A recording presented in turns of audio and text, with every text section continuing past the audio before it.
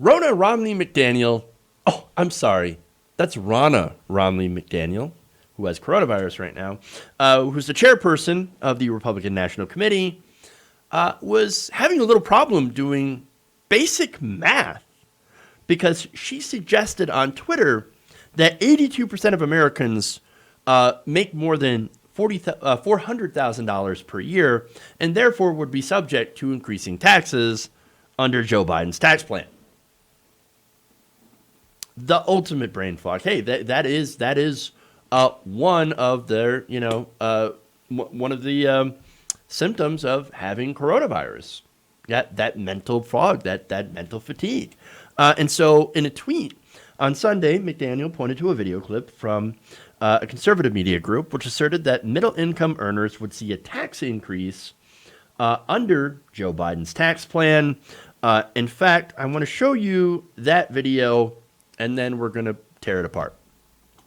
Okay, let me also ask you about the vice president's tax proposal. He has said that he will not raise taxes on anybody making less than $400,000 a year. But the analysis put forward by the Tax Policy Center shows that, in fact, middle-income earners making between $50,000 and $90,000 a year will see an increase of $260. Is he wrong about this? Is the tax? It looks like there will be at least some increase for middle-income earners under his tax plan. All right, so there's the video. Here's Rona's tweet. Joe Biden was raised taxes on 82% of Americans, and we cannot afford it. Okay, but here's the thing: you're not part of the we, Rona. You probably make millions of dollars as GOP chairperson. You're probably incredibly wealthy. But that's, again, not even what the organizations are saying, all right? Analysis of Biden's tax plan by the Tax Policy Center, the Tax Foundation, and the Committee for a Responsible Federal Budget.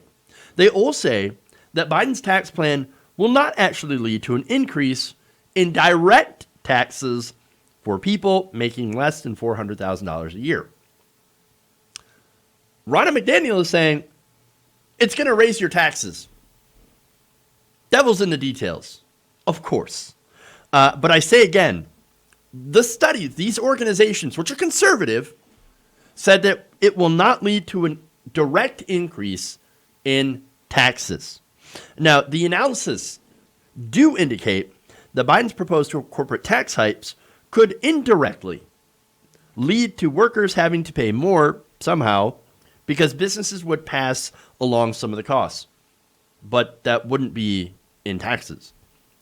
A corporation just can't pass taxes onto their workers. They can't actually do that. I mean, they could do that by not raising wages, taking away some certain benefits, and things like that in order to maximize their own profit. That's an example of corporate greed, a great example of corporate greed, and why we need to go after that corporate greed and stop corporations from being able to do that. Maybe by promoting more union activity, unionization, workers' rights, things like that. But I can't believe they're using that as a way to say, I can't believe Joe Biden's going to raise taxes in the middle class. It is so incredibly dishonest. These corporate moochers, I mean, just the idea that they're going to pass this down to the workers, again, not the same thing. It's completely dishonest, bullshit-ass framing. As for a stance on repealing the Trump tax cuts, the tax policy organizations above say Biden will specifically repeal its provisions that give cuts to people with higher incomes, preserving cuts for lower income people under $400,000. The Tax Policy Center clearly says in its analysis, the Biden plan would roll back income tax reductions from the Tax Cuts and Jobs Act of 2017 for taxpayers with incomes above $400,000, while the Tax Foundation says its plan will repeal the TCJA components for high-income filers, basically saying Biden will not raise taxes for people making under $400,000 a year, full stop. It's clear as day. To go and make that claim that, it's going to raise taxes on people is patently bullshit. It's completely false. Fake news. Fake news. And yet, there it is. And she's making that claim. Either she's got the COVID brain fog, or she's lying to you maliciously. Maybe both, knowing Republicans. So now the internet had a few things to say. For one person, CB, says, "Oh, come on, Rona, get some rest. Not now, please." Yeah, we'll deal with your lies later. Another person says, "Fact check, still not true." Another person points out, a few people I know make over $400,000 a year, and they're certainly not middle class. And really, that kind of depends on where you live. New York and LA have incredibly, absurdly high costs of living. And there are some places in New York and LA where $400,000 is upper middle class in that region. But for the vast majority of the country, vast majority of the people, that is not middle class. That is very wealthy.